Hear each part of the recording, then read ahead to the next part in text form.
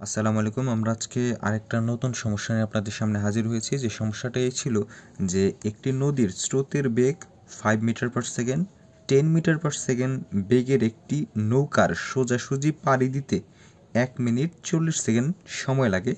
নদীর প্রস্থ কত? প্রশ্নটা হচ্ছে যে চুয়েট ভর্তি পরীক্ষা আসছিল 2003-4 দিকে, 3-4 ভর্তি পরীক্ষা ছিল।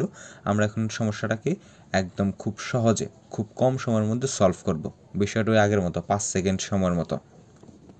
তাহলে একদম 5 সেকেন্ড সময়ের মধ্যে সলভ করতে হলে আমাদের কিছু শর্টকাট মাথায় রাখতে হবে, অর্থাৎ এই ম্যাথটাকে সলভ করার শর্টকাট পদ্ধতি। তাহলে আমরা লব্ধি বেগ জানি, লব্ধি বেগকে আমরা ডব্লিউ ধরলাম। যেগুলো কত?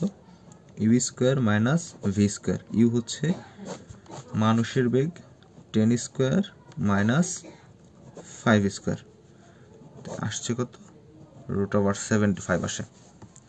আবার আমরা জানি তাহলে দূরত্ব